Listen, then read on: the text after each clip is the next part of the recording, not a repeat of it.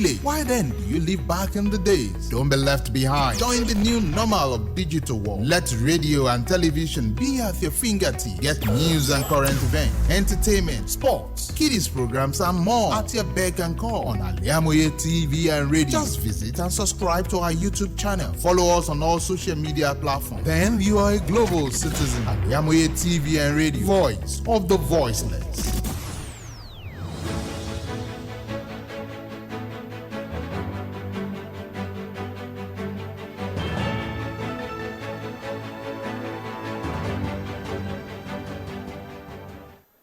This is the world news on Al-IyamoyeTv and radio. I am Ibrahim Onigbinde. Here are the top stories. President Tinubu announces portfolios for 45 confirmed ministers. Governor Abiodun commissioned first phase of Ibrahim Road. In business, NMPCL secures $3 billion loan to stabilize Naira. On the foreign scene, South African mother found guilty of killing 3 daughters in New Zealand. In sports, Manchester City beat Sevilla on penalties to win Super Cup. Details of these and more coming up shortly.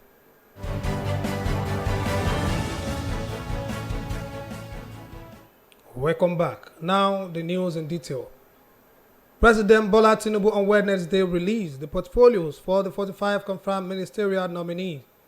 The list released in a statement included former Rivers State Governor Nyesom Wike as Minister of Federal Capital Territory (FCT) and Festus Keyamo as Minister of Aviation and Aerospace Development, while Dele Alake will take charge of the Ministry of Solid Mineral Development. Other ministers are Wale Edun as Finance Minister and Coordinating Minister of the Economy, Adegboyega Oyetola as Minister of Transportation, David Umahi as Minister of Works, and Betta Edu will take charge of Humanitarian Affairs and Poverty Alleviation Ministry. Meanwhile, President Bola Tinubu will on Monday swear in the new ministers who have just been assigned portfolios, according to a statement by the Office of the Secretary to the Government of the Federation (SGF). The ceremony will take place in the conference room of the State House at 10 a.m. The Director of Information in the Office of the SGF, William Bassi, who signed the statement, said the ministers are to come with 2 guests each. The Nigerian Governors Forum on Wednesday night held an emergency meeting at the Forum Secretariat in Abuja. Although journalists were not allowed to cover the opening, the agenda distributed to the governors showed that issues about the state and national security were top parts of the deliberations. Other items listed for deliberations include fuel subsidy palliative intervention by President Bola Tinubu, a review of the National Executive Council agenda, and a brief on the new Electricity Act. The meeting was chaired by the Governor of Kwara State, Ibrahim Razak. The National Security Advisor, Nur Ribadu, also attended the meeting. The Acting Inspector General of Police, Kayode Egbetokun, says the Nigerian police force cannot afford to do away with checkpoints, adding that checkpoints are a vibrant part of visibility policing and crucial to effective policing of contemporary Nigerian society.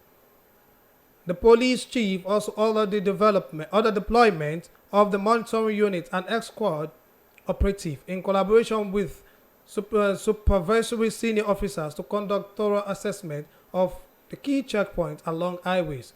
Egbetokun reiterated the steadfastness of his administration in its dedication to restoring a sense of order and responsibility to the nation's highway and police operations, adding that the NPF is dedicated to restoring sanity, maintaining order, and fostering a sense of trust between law enforcement and the communities itself.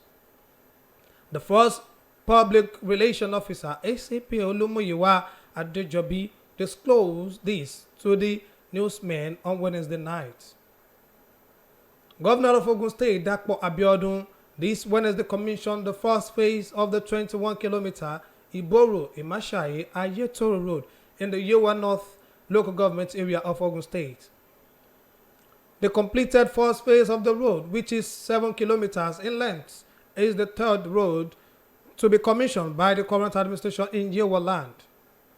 Governor Abiodun, who underscored the importance of Yewa land, noted that the road will ensure the smooth transportation of agricultural produce. The governor also announced the flag off of the second phase of the road that will be terminated at Ayotoro.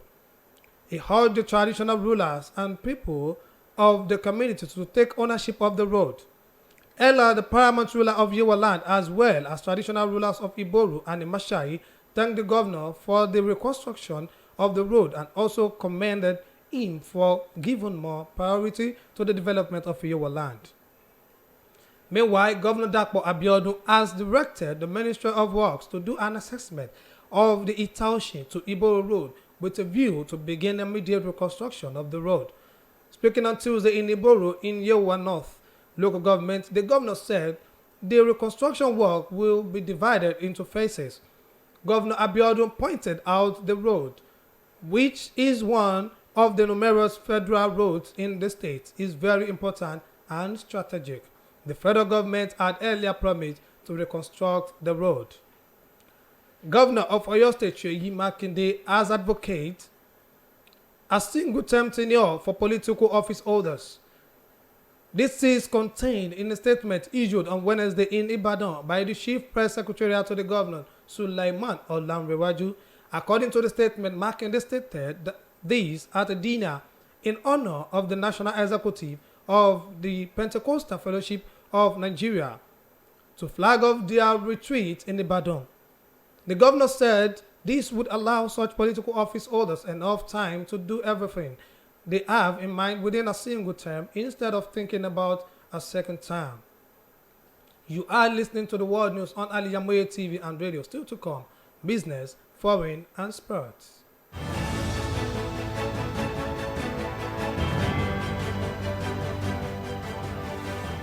Welcome back to the rest of the news. In business and economy news, the Nigeria National Petroleum Company Limited has secured a $3 billion emergency crude repayment loan from African Export-Import Bank. In a short statement disclosing the deal, the company said the commitment letter was signed at Afrexim Bank headquarters in Cairo, Egypt on Wednesday. The deal will enable the NNPCL to support the federal government in its ongoing fiscal and monetary policy reform aimed at stabilizing the exchange rate market. On the foreign scene, the economic community of West African state ECOWAS has condemned the killing of Nigerian soldiers by armed groups. 17 Nigerian soldiers were killed on Tuesday in an attack by suspected jihadists near the country's western border with Mali, the defense ministry said. The statement added that another 20 soldiers had been wounded, 6 seriously, with all the casualties evacuated to the capital, Niamey. A jury in New Zealand found a South African woman guilty on Wednesday of murdering her 3 young daughters, saying she faced the life sentence for each killing. Lauren Annie Dixon killed her 2-year-old twin and their 6-year-old sister in September 2021 at their home in Timaru, a city of the South Island, about a month after the family had migrated from South Africa. A majority verdict by a jury of 8 women and 4 men said Dixon was not insane at the time of the killing and was guilty of murder, following a month-long High Court trial in the city of Christchurch. The judge Cameron Manda remanded Dixon to custody in a hospital psychiatric unit until her sentencing. In the world of sports, Manchester City added a UEFA Super Cup to the treble they won last season with a victory over Sevilla on penalties in Athens on Wednesday night.